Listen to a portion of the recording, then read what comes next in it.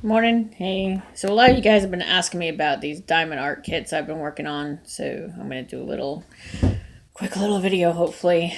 And you asked about my organization because some people, the way that they do it is it's all over the place.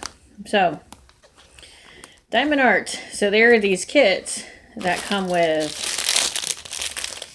the diamonds. And with the diamonds in the kit comes the little plastic bag to hold the diamonds. Plastic baggies, not always enough, so I get smaller baggies and more of them. These are at AC Moore for about $4. The kits themselves generally range anywhere from $5 to $70, depending on how complex and large they are.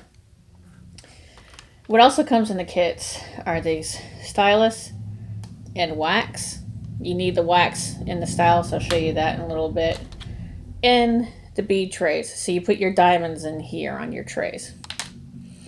Now the kit that I have to put all this in.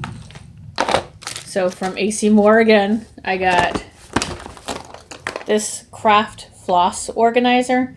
So you find this in like the flossing section with like the shoe boxes and all that. Cool. All right. They're about $4 too. Always use coupons found online. So I have a tray to keep all my hodgepodge stuff. And then I have the part that keeps the diamonds. As you've noticed, all this side right here is all the diamonds from other kits I've used before. Now you might want to keep down how many of these little bags you have running around. So what I've done is, see how thick this bag is? I've combined previous kits to the current kit I'm working on now.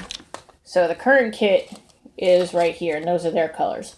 And I have enough room to fill this up down the road.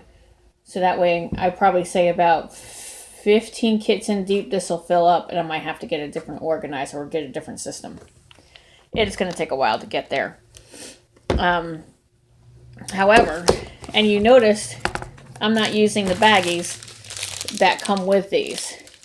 These are a little bit more durable, and like I mentioned before, $4 it's at AC Moore. I might go one size larger because these hold a lot, but it may not hold enough. I've had to use 2 bags for a color before. Thank you, Starry Night, which was a difficult piece to work on. It said intermediate. I'm telling you, Starry Night is advanced. If you do any of the ones that are based on artwork or based on original art pieces, they're going to be more involved and there's going to be a lot more depth to them. That's just the way it is. So what I've done is I've taken the little numbers off the baggies. See how all these have numbers? These are essentially die lot numbers. So if you think about these beads a lot like yarn, yarns have different die lots and things like that. And this is the die lot of that particular diamond. So, and it goes across all the kits. So all the kits have that die lot number. It doesn't matter if it's Diamond Art or Diamond Dotz. It's all made by the same company. One set's usually just not as expensive as the other. And I've take my Gorilla Tape and my scissors. I cut out the number, put the number on a little piece of Gorilla Tape, and tape it to my baggie. So that way I can see the number when I need to pull it out. And yes, I am that crazy. I am that OCD. All of my baggies and numbers are in numerical order. Yeah. Anywho.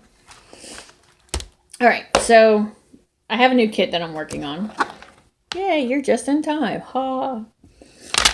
And the one thing you got to remember with these, I'm going to take my stylus. Open up my wax. I probably should have had that prepped for you, but whatever. Open up my wax, and you're going to dip this and fill the tip of it. Fill the tip of it with wax. And then you're going to take, I don't need that. You're going to take the number that you're going to work on. You're supposed to pull, I'm going to show you this real quick. You're supposed to pull back and work. So you're supposed to pull back and work in small sections of that corresponding number on these kits. See, it's, hey, we've got numbers. We've got the die lots as well as the numbers and the shape. So you look for that shape with a die lot number. You can work on these in small sections. I'm OCD. I can't do that. I got to work on it in order of diamonds. However, because of the way this works, you can pull back any part of it and work on it. So exactly how do you do this? How do you take your diamonds and you pour out a small amount so you can shake them around. You pour out a small amount of these into your tray. You got to pick them up with the diamond side up. So you pick it up, the diamond side up. Do I have enough wax on there? Wax on, wax off, wax on. See, I didn't have enough wax. And they give you plenty of wax. You really shouldn't need to go out and get more. So you pick this up with this, the tool. Ah, look, a diamond. You pull back the part of the kit that you're working on. So here, you pull back. Can you see this? Ah, here we go. You pull back this part of the kit that you're working on. You find the corresponding dot.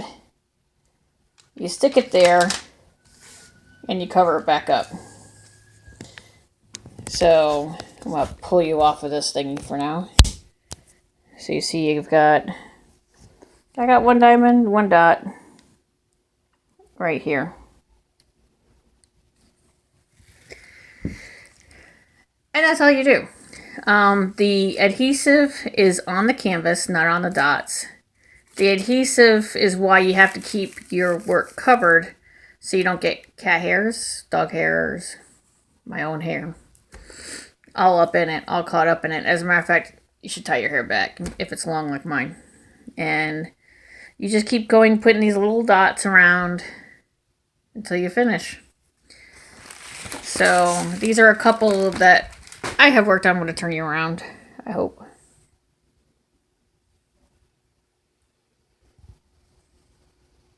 I just took a picture for myself. That was silly. Anyways, so I've worked on that little guy. That was a beginner. Really easy to do. Takes no time.